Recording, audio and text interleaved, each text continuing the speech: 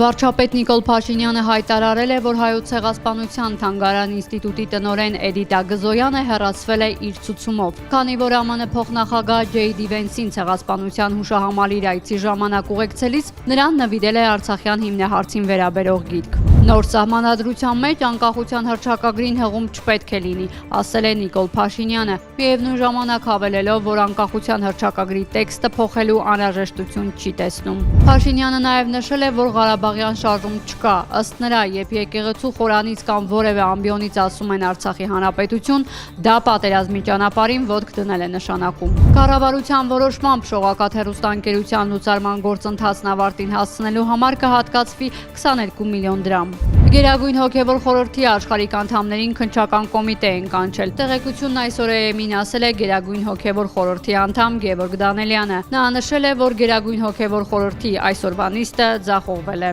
Հայաստանի հետ խաղաղությունը միայն թղթի վրա չէ, հայտարարել է Ադրբեջանի նախագահ Իլհամ Ալիևը Բաքվի գլոբալ ֆորումի բացման արարողության ժամանակ։ Նա ասել է, որ Բաքուն եւ Երևանը հաստատել են առևտրային կապեր։ Ուկրաինայի նախագահ Վլադիմիր Զելենսկին Հունգարիայի վարչապետ Վիկտոր Օրբանին մեղադրել է Ուկրաինային օգնության տրամադրումն արգելափակելու մեջ։ Իրանը հարձակվել է Պարսից ծոցում գտնվող ԱՄՆ ռազմածովային ուժերի նավերի վրա, հայտնել է Իրանի զինված ուժերի շտաբը։ Իրանը հերքել է տեղեկություններն այն մասին, թե Թեհրանը թույլատրել է Հնդկաստանի դրոշի ներքո նավարկող 2 տանկերին անցնել Հորմուզի նեղուցով։ Իրանի նոր գերագույն առաջնորդը վիրավոր է, բայց իրեն լավ է զգում։ Այս մասին հայտարարել է Իսլամական Հանրապետության արտաքին գործերի նախարարության խոսնակը։